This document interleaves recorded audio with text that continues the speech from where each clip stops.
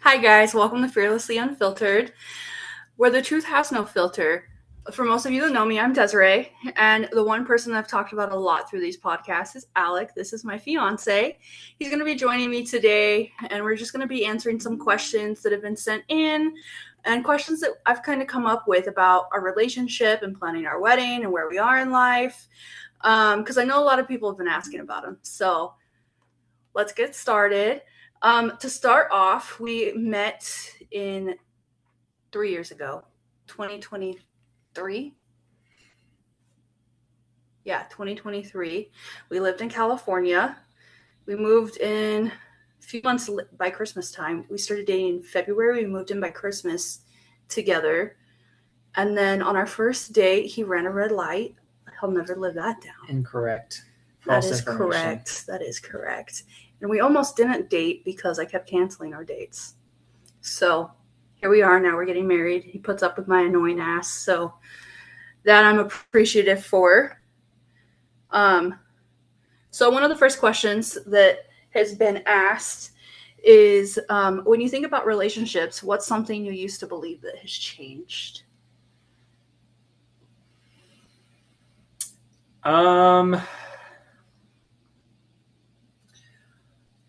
I don't know. I think relationships and they kind of evolve over time with different demographics and people's viewpoints on them. I think for me, what I kind of initially kind of grew up on is being there as far as support, making sure that you're there for the other person, making sure that you're there for your family, whether that's your kids, your fur babies, whoever.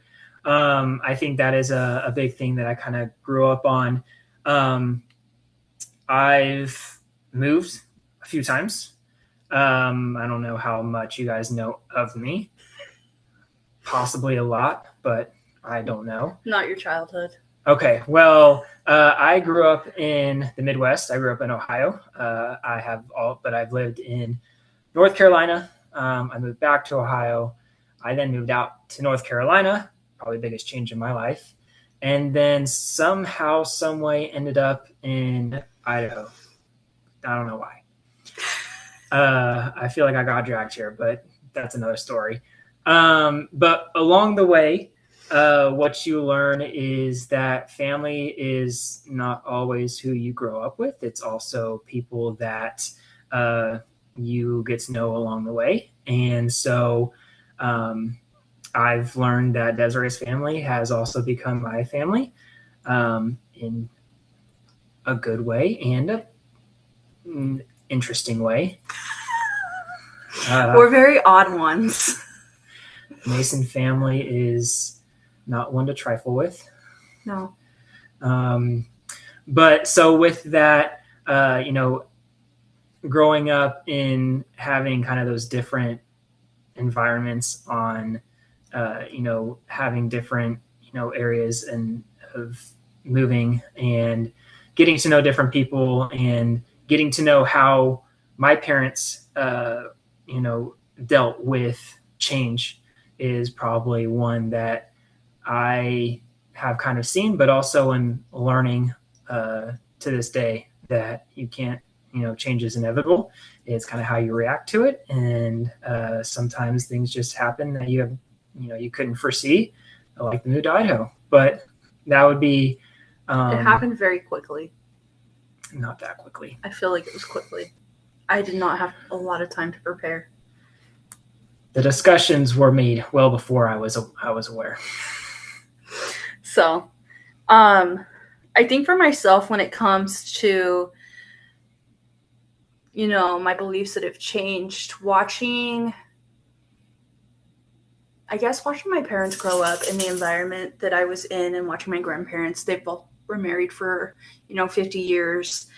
I think for me, my family's very involved, and I have learned that a relationship is between two people and not the entire family. When you get married and get in a relationship, you are starting your own family. You still have your family, but it's you two against the world and not your whole family all up in your business. And that's what I've learned when it comes to like those family boundaries as well that I'm still working on. So I think for myself, that's kind of like my belief that's changed is my relationship isn't for my whole family. It's for me and Alec. What's something from your upbringing that shaped how you love, good or bad? Well, fun fact, how I mentioned that going through changes, how that can be, something that strengthens a relationship. Fun fact, my parents are divorced. So with that I don't know being, why I laughed. I'm so sorry. Yeah, that was rude. That's not funny. With that being said, what I've learned is that sometimes you see, you can take those relationships and you can learn from them in a good way for when they are, strong and healthy, but you can also learn from them in a way to where that's not where you want to be. That's not how you want to act. That's not how you want to be perceived. And so that kind of allowed me along or put me on a path where I was and kind of am very loyal to my person, and whatever happens, we get through together. So that is one thing that is kind of a sorrow situation that has kind of also built strength within that. Don't laugh next time. Sorry. I think for myself, when it comes to my upbringing and shape how I love, I've watched, I guess you could say, gender stereotypes or gender roles. Because growing up, mom made dad's meals, dad ate first, dad worked, dad paid the bills, mom cleaned the house, mom took us to and from school, and as we got older, she went back to work. So I think for myself, when it comes to love, I feel like my love language in my relationship is taking care of things. My biggest thing that I know irritates him, though, is when I ask him to do something and then I'm like, fine, it's fine, I got it. But he always tells me I have an attitude when I say it's fine, I'll do it myself. So today, it's never going to change. So, but for myself, I mean, it can be good and bad because I've had to learn where to actually ask for help instead of trying to figure it out all on my own, because there's two of us, not one of us, and it's learning that boundary, and it's learning that, he doesn't like to clean. I'll clean, but he'll take the trash out and then load the dishwasher for me because I don't like to do that. And we alternate on who does laundry, and like he'll put gas in my car because I wait till the very last minute and then it gets empty. So like it's just learning all those things for myself, and kind of creating what works for us in our relationship and getting out of those stereotypes. I love cleaning. I don't know what you're talking about. That's such a lie. And that kind of brings us to the next question. How do you handle it when family opinions start affecting your relationship? I'm going to start off by saying I am notorious for asking my parents for advice and bringing that in, and asking other people for advice and bringing that in, because I have a fear of making a bad decision, I guess you could say. But then I've noticed it starts to affect our relationship because I'm over here bringing other people into our business and not keeping it between us. And if he says something that's different than what somebody else says, then I start questioning it.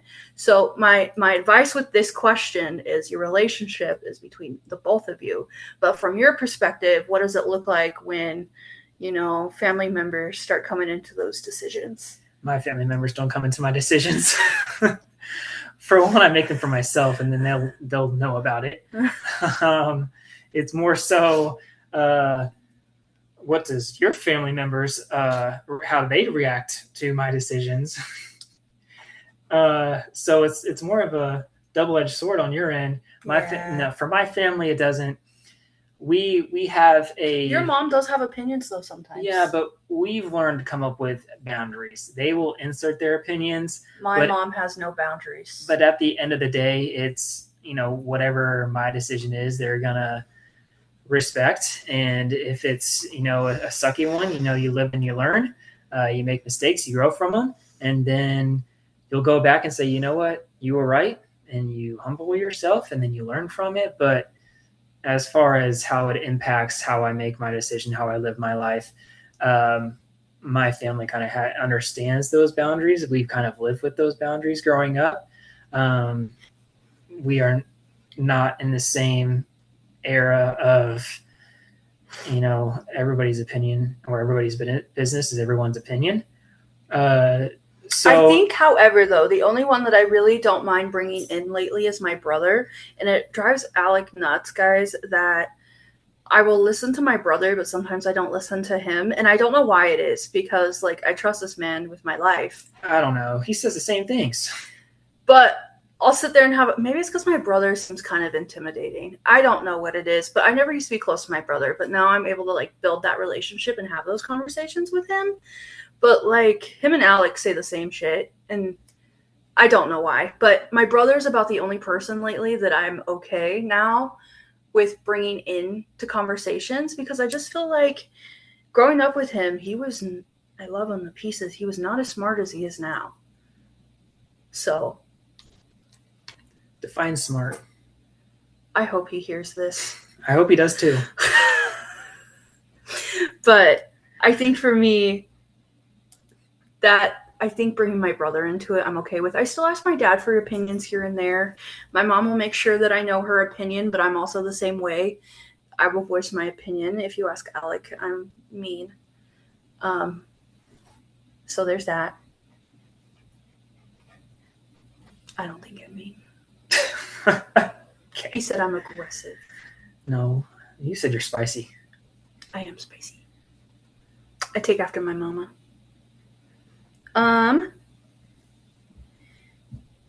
Do you think boundaries make relationships stronger or more distant at first?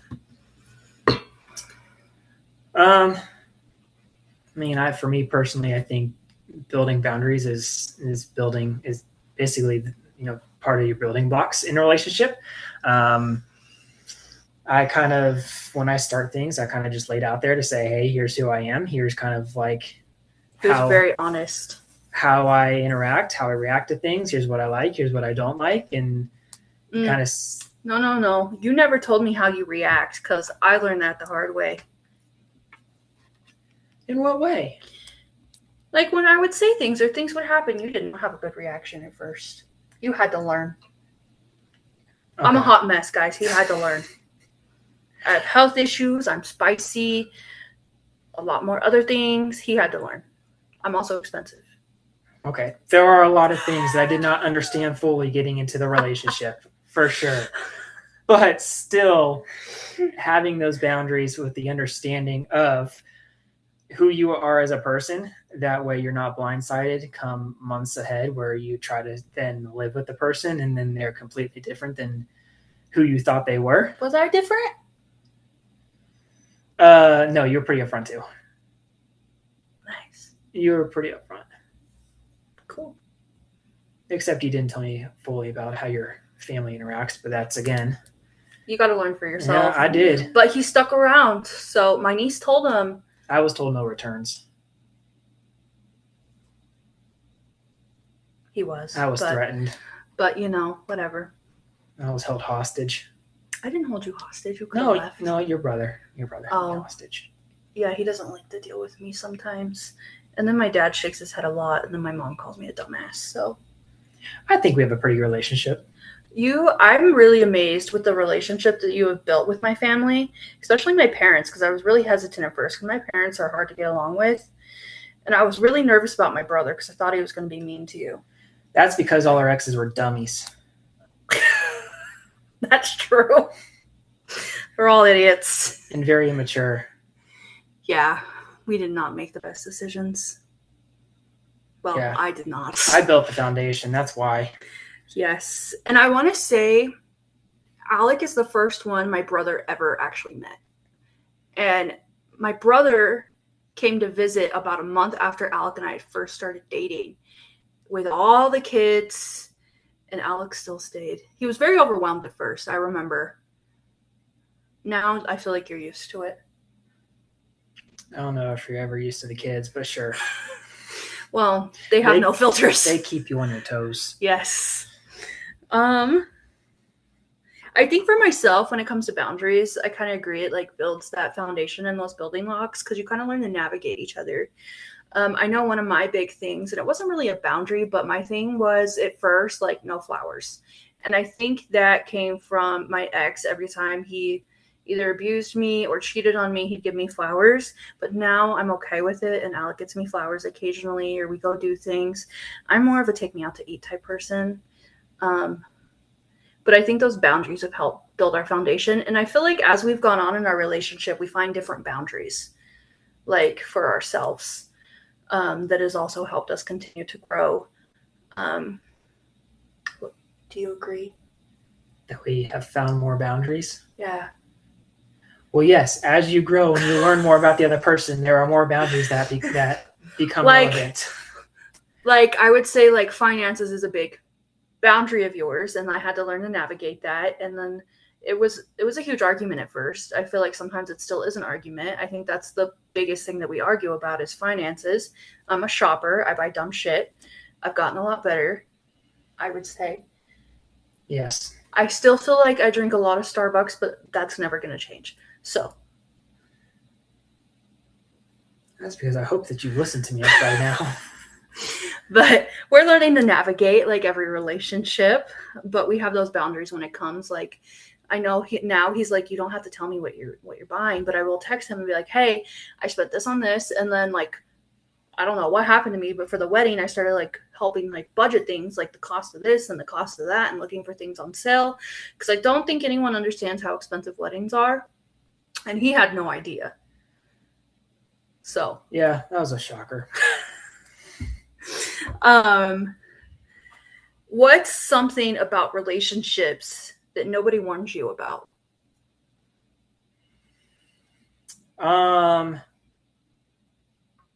As much as you think that you've grown as a person, you have not grown enough.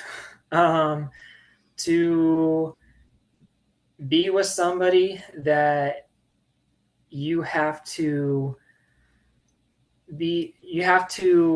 kind of, as she said, navigate, and you have your own personality and your own experiences like each individual does. Mm-hmm. That you've grown up, and so you have your own mindset and your perspective on things, and sometimes in relationships those perspectives do not match. There can be on completely different spectrums, and so I think that's one of the biggest things that I had to learn, as much as I thought that going into a relationship, like who you want to go into to who, you know, your authentic self. At the same time, you have to be flexible in being able to continue to grow, just as if you were into a career or your personal life with friendships or anything, you know, just in life in general. You have to be willing to grow. And so that's one thing that I've always kind of continue to have to tell myself, is that nobody's perfect. You're going to make mistakes, even in relationships. We're going to get upset at each other. That's okay. Doesn't mean that they're going to leave. Doesn't mean that they love you any less. But you have to take those opportunities to be able to kind of come together and say, okay, how do we grow from this, you know, individually on things that we each need to work on. And also as, you know, a partnership, and being able to, for the next time when there's an argument or, you know, we have different viewpoints on something, to be able to come together and instead of it getting out of hand, to kind of take a deep breath and say, okay, I hear you. You know, I see where you're coming from. Doesn't necessarily mean you have to agree, but we can come to a compromise and come to a decision together that, you know, works for the both of us and is for the both of us, where you don't have all that outside noise. I would agree. Do you think social media has helped or hurt modern love? I mean, yes and no. It can be a catalyst for both. I think on one hand, on, you know, for social media hurting people, you see, Cheaters. all these people out there that, want to look their best, want to put on a facade for everybody, that they just want to, that it's easier for them to kind of go behind the scenes and do things that they wouldn't otherwise be able to do if there was no social media and just being able to go out. It's easier to kind of hide behind that curtain of, if you're going to do that, if you're, adultery or, cheating or anything like that, it's easier to do that. Now, on the flip side, I am on the more optimistic end of it ultimately helping more, because you get to have the opportunity to meet people that you wouldn't otherwise be able to have the opportunity to meet. We met online. We did. And it also can allow you to kind of share what your love is and what it means. I personally don't post a lot on social media. That's just because I keep things kind of tight knit, into the vest. I don't. On the other hand, the other person likes to share anything and everything. I've gotten better at not sharing everything. You should have seen my Twitter and my MySpace when I was younger. I'm a lot better now. I think I just aged myself with MySpace, though. Or you're not a psycho. Yeah. But, I mean, I also use social media to my advantage before we started dating to, look you up and make sure that you were not a serial killer. That's called stalking. I wanted to make sure I wasn't going to get murdered. Okay? You lived in Stockton, out of all places. That was part of a career, and I don't think you found a lot on me anyway. No, it was empty. Like I said, I really don't post on social media, but I do. I like to keep things that are, personal. That's just my view on it. But at the end of the day, I'm an open book. There's a lot of reasons to, be excited of what social media can provide, and it is an outlet for those that are looking and, take the shot for DMs or, reaching out or going on, dating apps or however. We met on Hinge, just so everyone knows. I don't know if anybody even uses Hinge anymore.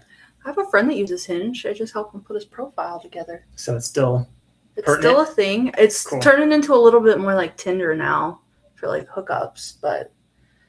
And, well, I guess that brings up, it allows you to, if you are really not looking for a relationship and you just want to get down, well, you have the opportunity to do that too. So it gives you. I didn't think we were going to be a relationship. I thought it was a one-night stand. Well, joke's on you. We didn't even do anything on our first date. Your parents are probably watching this. I don't care. Well, I'm an open book. Okay. We watched Shameless, and then we went out to eat. We hung out till, 4:30 in the morning? It was quite late. I was tired.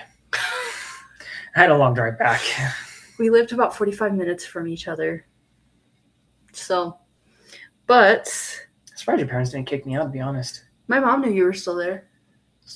Well, I lived with my parents. Let's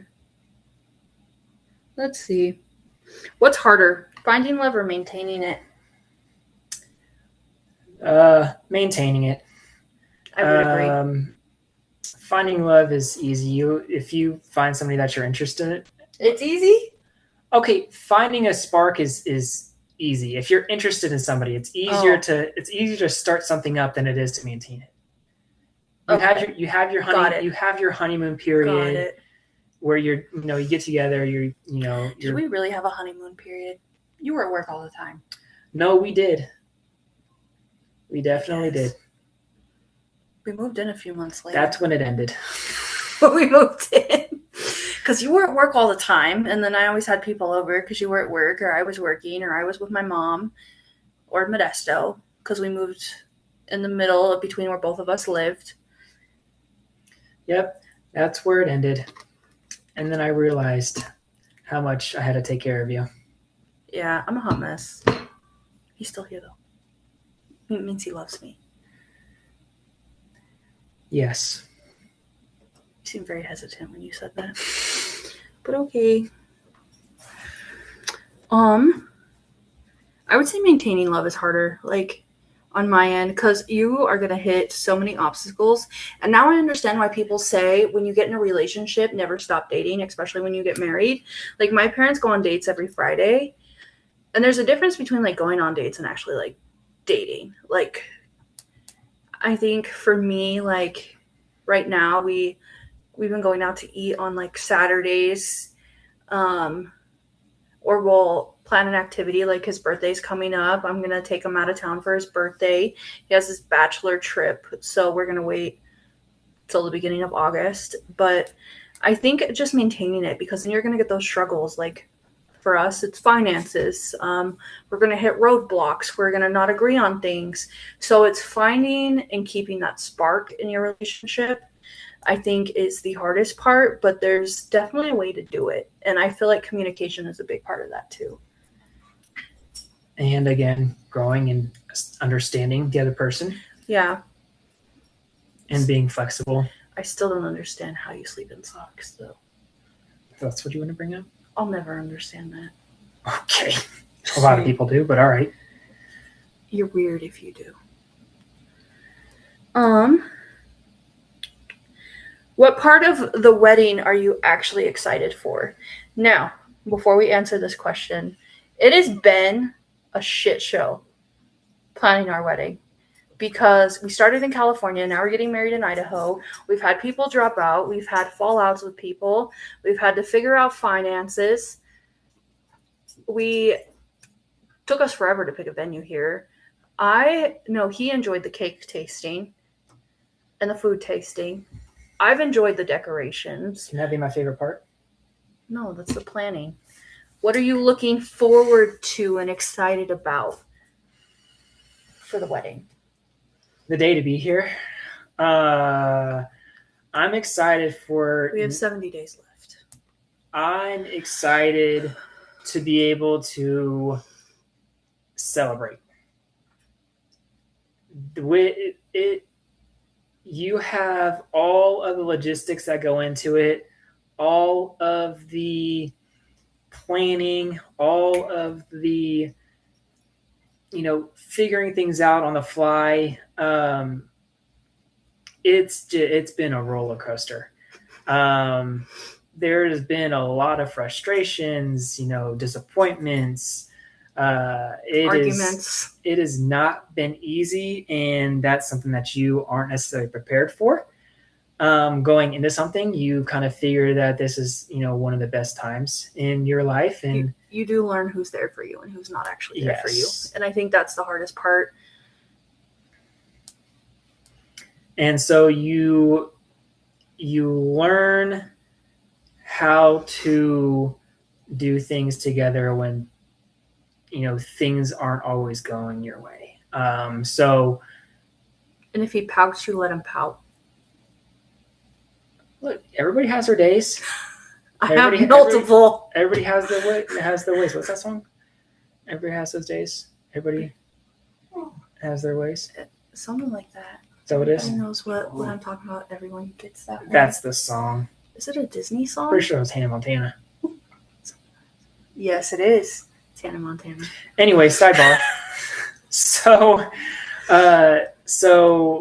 the excitement comes from being able to see everything that you put your blood, sweat, tears, money into to actually finally come to fruition and be able to celebrate that with the person that you're going to spend the rest of your life with. It is going to be an honor to be able to finally get to say I do and be able to, start to build that next chapter. Have you written your vows yet? No. Have you? Yes. I have to fix them. How many times have you written them? 6. Well, I have plenty of time, and one day it will just come to me. Our vow books got here today in the mail. As mail. long as I have it ready on wedding day. That's true. So the celebration aspect, which is, I guess, the whole wedding part of it.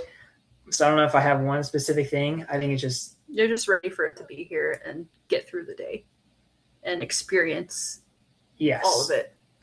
Yes. I think my thing for our wedding is being able to watch you experience it, because Watch me experience it. Aren't you a part of yes. it? Well, yeah, but my thing is, like, you never got to go to like high school dances, or Way to air out my everything out, huh? I'm just being honest. It's part of the reason why I picked Jeez. whatever. Anyways, Now everybody knows I'm a loner. no, we have a whole group of people. My groomsmen. Thanks, guys. Shout out.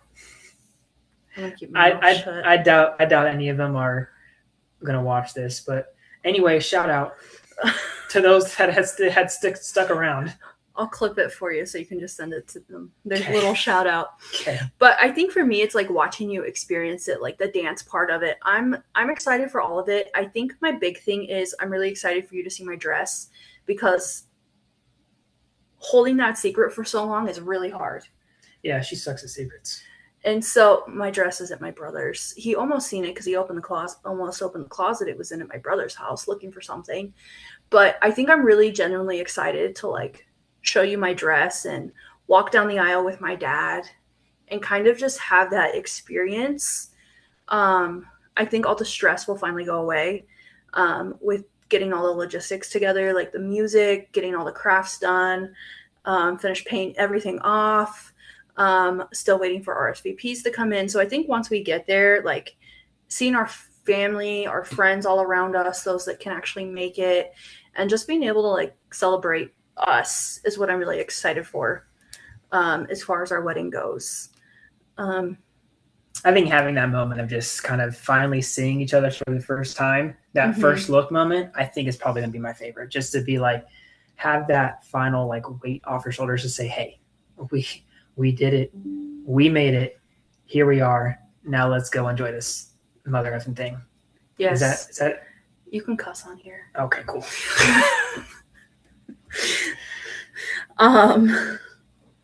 What's something we've kind of learned through planning this life together? So like, what's something you've learned about me in this whole wedding planning process? What's just about the wedding planning process itself? Yes. I have mine. Start with yours. Alex, super bougie. I am super bougie. I have what I like. So bougie. I know what I like. I think he has made more decisions than me. I was just all for the decorations and picking my dress. But we all have like, we're all wearing like Nikes or like sneakers, and he's bougie. That's all I can say. It's a once in a lifetime opportunity, right? We're allowed to be able to kind of. Well, yeah, but you're bougie. So as long as you're enjoying it, that's all that matters. What was the question again? Oh, what's something you've learned about me through planning our wedding together? You're one of one. You want to take that as it is? You want to explain? I need you to explain what that means. Did you just insult me? No, why would I insult you? That's our love language. Why would I I wouldn't do that to you. That's a lie. I don't insult you ever. That's a lie. I just joke around sometimes. You insult me, but it's okay because I love you. I have learned that you put everything into what you want out of life. You, same as me, you have a goal and you want to execute it, but the way that you go about it, you want to make sure that the other person is, enjoying it even more than you are. You, like you said, you are the person to take care of the other person, and it shows when there are things that come up that are hard to take, and those disappointing moments on, again, knowing who's really there for you to kind of be that support system. I've always kind of known that she's always taken care of, she's family first. But every time that you have those moments where you want to feel like you're their world, or you're their number one. She makes sure that you feel it that way.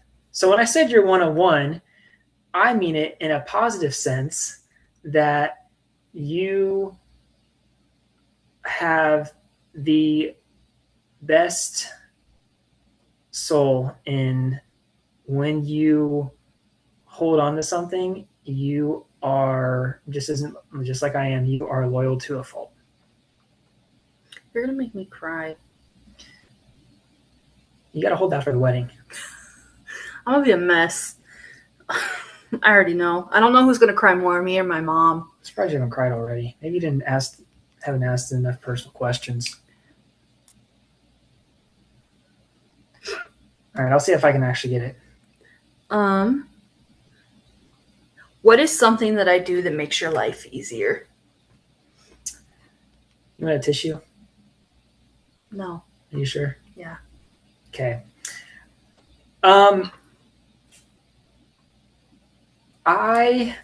When I first met Desiree, work was my priority. My career was my priority. I always knew I wanted to start a family, but at that moment in time, my career came first. And then the relationship aspect was, if I find somebody, great. If I don't in this, in that current state, it is what it is. Keep trying, whatever. But in what I was doing, it took a lot out of me, emotionally, physically, mentally, and I was not present all the time, and my health was deteriorating. And she helped dig me out of that. She was always there to push me, in the direction that I needed in that moment. She made sure that I was fed, that I ate. I still feed you. I'm very appreciative of your cooking. Yes, I'm appreciative of that. He can't cook. That you took care of me when you didn't have to. That is something that I don't necessarily express enough, and that I don't think she fully understands on how much she actually helped me in my, own personal life, in that I didn't know what I needed right then, but I think she did. And so having that person that you finally find somebody that you can trust 100%, that they're not going to go behind your back, they're not going to, lead you on, but someone that you can actually confide within, that will help give you advice, help push you when you need to be pushed, help pull you back when you need to take a break. That's something that a lot of people don't always find, and something that I'm forever grateful for. And it has been a continuous thing where she, finds ways to still do that.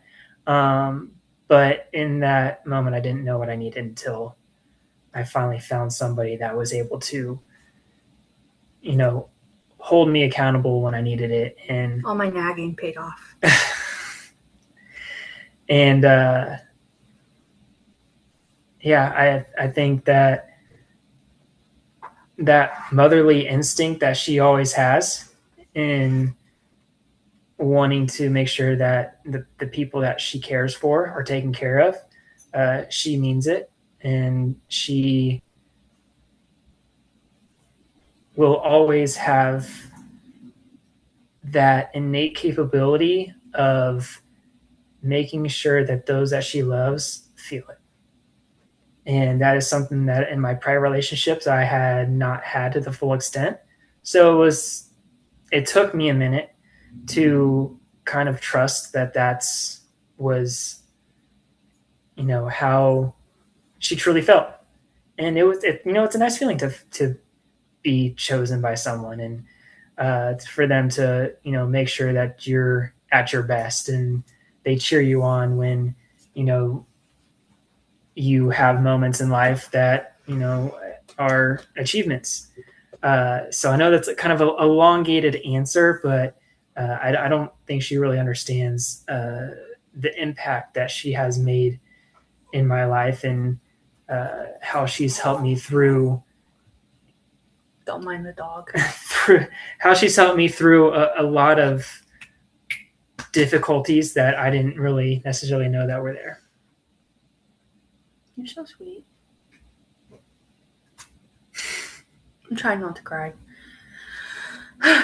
I think for myself, when it comes to, thinking about it and like what makes my life easier, I don't think there's ever been a male figure, besides like my family, that has ever put me in my place. Because I can be crazy. Okay. I'll admit it. On a scale of 1 to 10. I can get up to a 12, depending who you are. Anyways, I've never met someone that can like put me in my place. And I think at first, like when I was trying to like be there for you and like make you lunches when you had your job in California and make sure you take care, like it was bad to like the point like he'd come home and be so exhausted, like he'd sleep on the floor. Like his mental health deteriorated. I can't tell you how many conversations we've had about how he needs to like shift from that job. Like it literally consumed his whole life. Work-life balance. Yeah.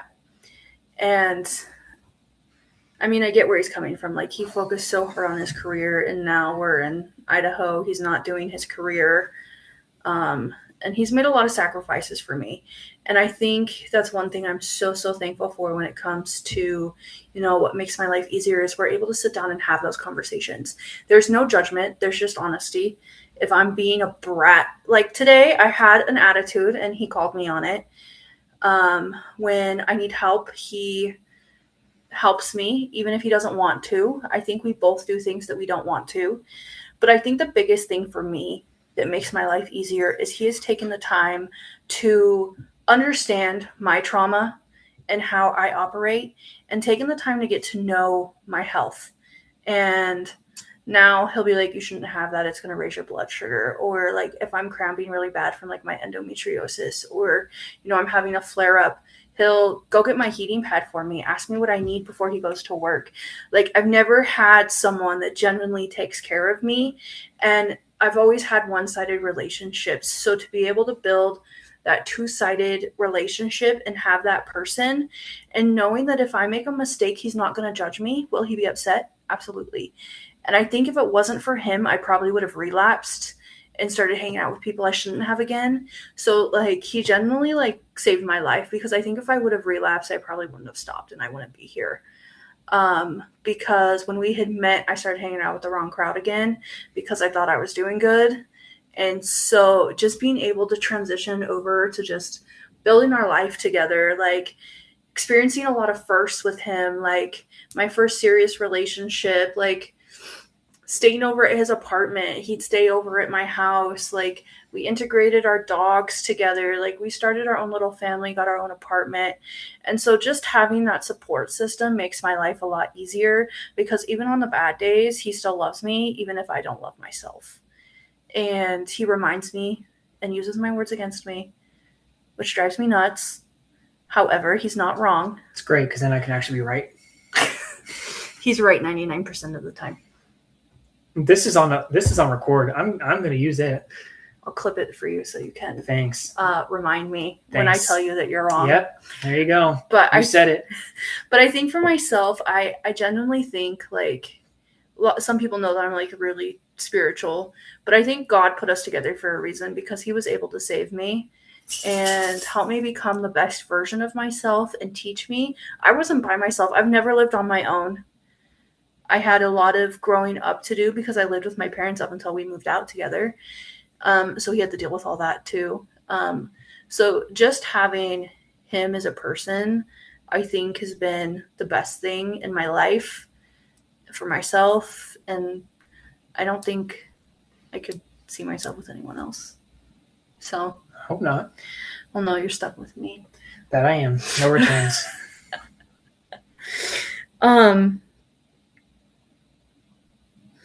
What is something that I do that annoys you? How much time do we have? What's the biggest pet peeve? You drink really loudly. I do. That's a small one. Let's see if I can go big. I'm waiting for you to say what I think you're going to say. See if I can think of it. What annoys you? When you don't listen to me and then you go to other people and they say the exact same thing and you say, "Oh yeah, you're right." That's not what I was thinking of. Well, that's a big one. You get on to me for it all the time. I haven't done it once in this video though. Oh shoot. What would you have done in the video? I always interrupt you when you're talking. Oh, that's true. That's a big one. In all fairness, guys, I always think I'm going to forget something, so I have to say what I'm going to say or else I'm going to lose it. He hates it. I think I have undiagnosed ADHD. The only reason you haven't interrupted me is because it has been like a conversation. You ask me a question, I answer it. And then I answer too. Yeah, so it's a 1v1. I could still cut you off. You just cut me off there. Never mind. JK. See, that's his biggest pet peeve. In an actual conversation, I get about half of what I want to say in. Wait till arguments.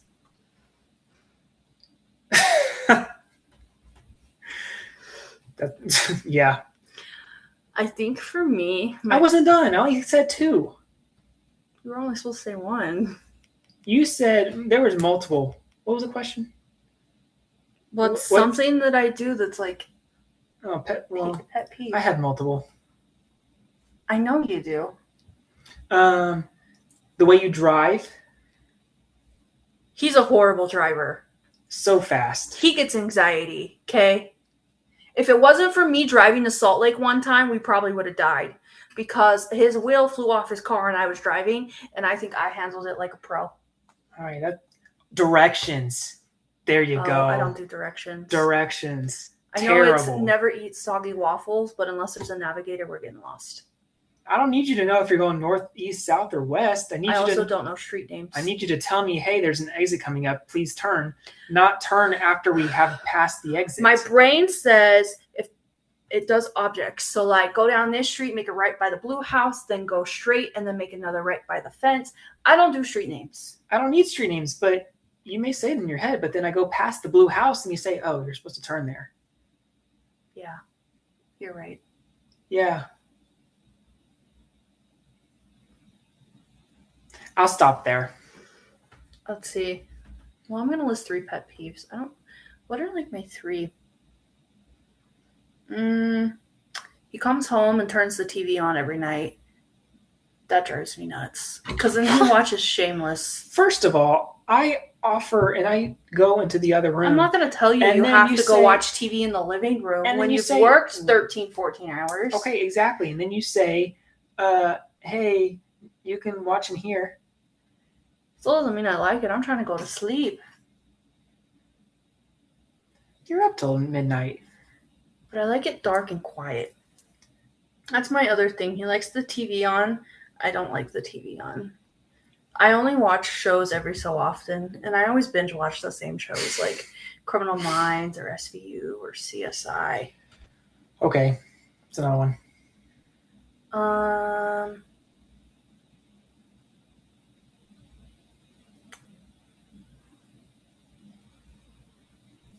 You don't do it often. I think I'm more notorious for that. Never mind. Leaving the toilet seat up so the cats don't I don't do that. That's a me thing. Yes, my biggest pet peeve is you pee on the side of the toilet. Because every week when I go to clean the toilet, there's pee on it. And I know it's not the nephew's. Is this the unfiltered part of the... Yes. Of the podcast? Yes. You always leave pee on the toilet. And then you say it's not you. You try. I think I'd have good aim as a man. We're going to do that thing with the hose to where you have to try and get it in like the pool. The hose or the hose? No, the water hose. Oh. Where I turn the water off and on. Hose. No, where I turn the water off and on and you try to get every little bit in the pool or in the container. Bet you I'd win. I bet you see how hard it is sometimes. I think my other pet peeve, I don't know, I don't have one. You only listed 2. One of them, the TV one, wasn't very good. TV just drives me nuts. I hate when you come home and watch TV. I don't know why you can't be a normal person and lay on your phone in bed in the dark. I do both. You leave the light on. Because you got to eat your snack, so you need light to eat your snack. Yeah. When I can eat in the dark. Maybe that's my other pet peeve. I like to live in the dark, and he comes home and turns all the lights on. You're a vampire. I am. I'd rather live in the dark. If I could. I'd say those are pretty minimal pet peeves. I don't really have any. I think you do. I do all the cooking. I get tired of cleaning the toilet, though, and there's always pee on it. I think that's my biggest thing. Oh, and when you shave your beard, you always leave hair. I try my best.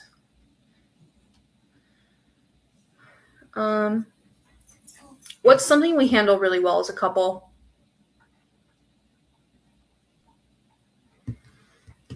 I would say arguments.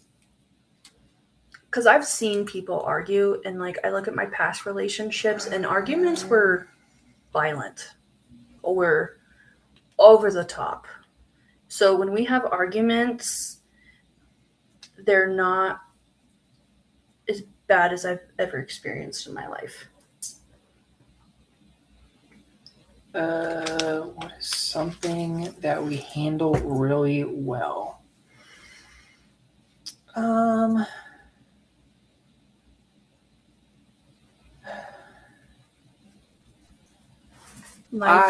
Throwing curveballs is another one. Yeah, but we've had to learn that one. That's one we've had to learn that one. I think just taking care of each other is definitely one. I know we've kind of hit on that, or earlier in the podcast, but taking care of each other, making sure that when one is a big crybaby when they don't feel good. Me. He gets a man cold. I think that's another pet peeve of yours. Yes. When he's sick, he won't take meds. I had to buy him children's meds at one point. His cough drops are basically candy, and he whines and stays in bed all day. Okay, regardless, when one person takes care of the other when they don't feel good, and also our little small family with our fur babies. Yes, we have 2 kittens and a dog, and we lost Tiberius in November. Man, the year's coming up pretty quickly. And then we're getting married and eventually going to start our own little family with our fur babies. So I'm excited for that. Wait, I had one more. Okay. Could you stop? Bella is trying to be vocal. Goodness gracious. She wants our attention. She's like a literal toddler. One more that I had that we do really well is we know how to kind of mess with each other. Like we know how to have fun in our relationship. Yeah. There's like the dating aspect, but also just like regular life, just coming home and just. I think a new love language that we should add to all the others is picking on one another. We do that quite a bit, but we do it in love. Well, yeah, we don't do it to lash out or be mean. We joke about it. I don't think I've ever taken any of it seriously. We'll even do it in public. So I think that's one other thing that we do really well is we kind of, our trust that we built with one another, we kind of have learned how to be our best selves. Yes. Be authentic. I think it was hard for me at first I think I went through like a weird identity crisis because I thought I had to like lose my identity to be in a relationship, and that's not it. It took a lot for me to navigate and a lot for him to help me do that. But now we're able to like joke around and like be ourselves. And just because I'm getting married doesn't mean I'm not my own person. And that took me a minute to figure out on my own. And I know we'll have new identities too. Like once we have we have fur babies, but once we have human babies, like that's a whole other identity. I mean, he had to learn the identity of being an uncle when we got together, and now I think the kids like him more than me. That was a thing thrown in the deep end. With no life vest. I think I've loved, though, watching you grow into that role, because I know at first it was hard, like going from the way your family is to the way my family is. It's very different, and how I'm really big on I call them all my babies, and now they're your babies too. And then he became a great uncle because Autumn had a baby, and I get to meet the baby first. I'm just saying, because I'm going to California. But he's done really well at growing into these roles, and we've been able to grow together in our different roles. Like, we've come a long way, and we really got tested when we moved to Idaho, because it has not been easy for either one of us. Facts. I mean, when we first moved here, I was sick. My job sucked. My supervisor sucked. And it just was a snowball effect. But, you know, we've made it work. We've worked through it. Where do you think we still need to grow? I think communication. I feel like you can always improve on communication. I think for me on my end is dealing with the unknown. I like to plan. I don't plan for shit. Now, caveat as I understand that, you know, not everything is you can't foresee everything, but I still like to have an idea of what I'm getting myself into. And that has been a hard transition coming out to Idaho. Not really going away from everything that I've kind of worked up to and what I had as my career, and, you know, putting that aside and coming out to kind of support, you know, Desiree and her career goals. But that was not in my plans. I didn't have a plan coming out here. I didn't have a plan once we got out here, and that's not the easiest for me. So I think kind of dealing with the unknown for me and how kind of we react to it, because we have such different philosophies, and she's very go with the flow, and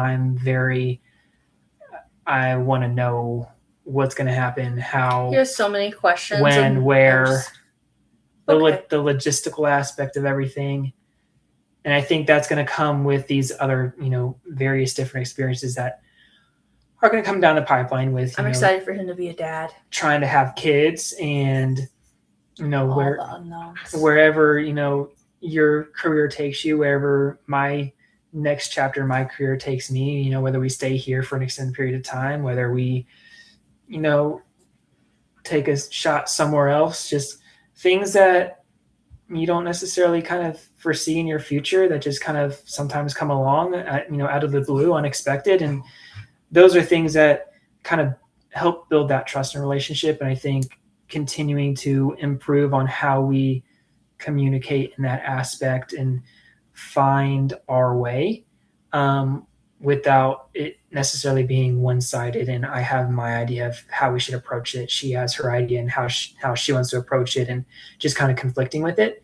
That's always something that can, you know, be added as a tool in your toolbox per se, and how it is past just communication. It's just how you kind of work with each other.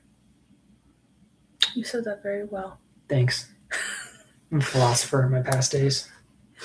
I think we're going to head into our last question here, and then jump into our last segment.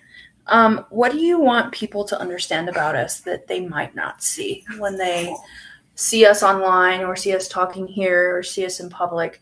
What's something that you really want people to understand about us? How much we joke around with each other.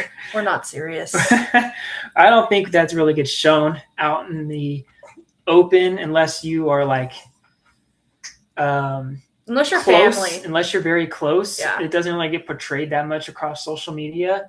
But we like to joke around. We try to have fun with each other. Sometimes one person takes it a little too far, but that's just how we've kind of grown in our relationship. Or what are you rolling your eyes at me for? You can fix your face. That was my saying first. I stole it. Oh, I found another pet peeve. Huh. How you pronounce words. Frappe, Hyundai, Paracel Locker. Oh, that was a good one. You guys should roast her in the comments for that. Okay. I thought it was weird when we started dating because he had different names for things. And he calls going grocery shopping to the grocery, and I thought that was the weirdest thing ever. It's going to the grocery store. You saying Reese's? Is there Reese's? It's Reese's. Anyway, that was a good one. That was a good pet peeve. I make fun of you for that all the time. He does make fun of me for the way I say things. But I think just our jovial spirit and how we've kind of grown in our relationship, it's really not too serious. Like we have our serious moments, but we know when we can joke around and when we cannot joke around. And I think we've grown a lot when it comes to, I remember the very first argument we had. I remember you called me and you thought I was going to break up with you. Called past trauma. Yeah. And to look at where we're at now, like we're getting married, we're planning a family, we have our fur babies, you know, we're trying to build our life together and make decisions for ourselves. Like we're teaching each other and helping each other. We've come a really long way in 3 years. And so I'm really proud of us. We've come. Doesn't feel like 3 years. It feels like 10. I feel like we've been together for a very long time. I feel like I've aged 20 years. But now we're going to jump into our... Wait, I have a question for the people. For the people? For the people of the podcast. Okay. I want to know what all you said about me. I just mentioned you and like our relationship and how like I've gone from abusive relationship to a healthy relationship with you. And I've talked about you on Lexi's podcast and how you support, you know, almost everything I do. Like as far as religion goes, you're not religious, but you still go with me. You like the music. I joked how you called it the music, but it's worship. But you wouldn't know that because you weren't raised in church. But just mostly how you're supportive and you're there for me. And, you know, I've made comments about our relationship and like where I am in life. And so it's nothing bad. What? Should ask them to comment what's their favorite thing about me. And you guys can comment if you want to. He wants to know what you like about him. But I'm going to jump into confessions because we're running out of time. I have 2 confessions today. They're relationship related. The first one is every time we argue, I say, I'm fine. Then I clean the entire house aggressively so they know I'm definitely not fine. Was that your confession? That was rude. No. Normally I say I'm fine and then I'm passive aggressive for the rest of the day. You just say, it's fine, I'll do it. And then I roll my eyes. I think I rolled my eyes while I said it. The next one is, I tell my partner I'm almost ready when I'm actually still in a towel. Almost is more of a mindset than a time frame. I think that's a popular one. Yeah. I think it takes me longer to get ready. You think? I don't take super long, but... No. You're more into your hair. You always gotta make sure your hair looks good before we go anywhere. And if you don't like the way it looks, you always put a hat on. What? Yeah. When it comes to getting ready, he used to have Justin Bieber hair. And then we moved out here and he cut it short because our hairstylist does a great job. But, I mean, back when I was in middle school? Just for that, I'm going to put your Justin Bieber picture on this podcast. Oh, God. Title. Oh, goodness. Anyways, we get married in 70 days. I'm excited. But I have one last thing. Okay, go ahead. You can end it. Okay. I know she's very humble in how she approaches all this, but I just want to give a shout out for the time and energy that she has put into her podcast and starting this up. With everything else that has gone on, this has become one of her passions. So I appreciate all of those that have kind of supported her along this road that she has been on. So thank you guys for listening and being part of her journey, our journey. But she's too humble to speak upon herself. So I'm going to give her a shout out anyway and say that she does an amazing job. Thanks, babe. In interviewing people. And I think... I just like to have conversations. It's because you like to talk. I do like to talk. And you like to gossip. Some call it gossip. Some call it just learning information. Okay. That's being nosy. Snooping around. I'm not like my mom. I don't look in people's windows, okay? And I think that at some point in time, you should have your own official podcast. Well, eventually. That's legit. I want my own and studio. Have guests. I want a 3-bedroom. So one can be a nursery and one can be an office and turn it into like a little podcast studio. So maybe this one will go viral. I doubt it, but thanks, babe. Everybody should share this video just because she doubts herself all the time. Yeah. I get told that at work too. Guess what? Look. You got to start somewhere, okay? So I think I look up to Leo Skeppy and Bunny. Well, maybe they'll see it. Those are my 2 favorite podcasters. Maybe they'll see it and maybe they'll comment. So, but who knows? All right. Well, thanks, guys, for joining us today. And join us next week. I have Alexis back with me, and we have some exciting news for you guys. So stay tuned for that. And I'll see you guys later. Have a great week. Wait, can I say your tagline? Go ahead. Wait, what's the end of it? What do you usually say? I say welcome to Fearlessly Unfiltered. No, with the end of it. Has no filter. Oh, yeah. Thanks for watching Fearlessly Unfiltered, because the truth has no filter. Bye, guys.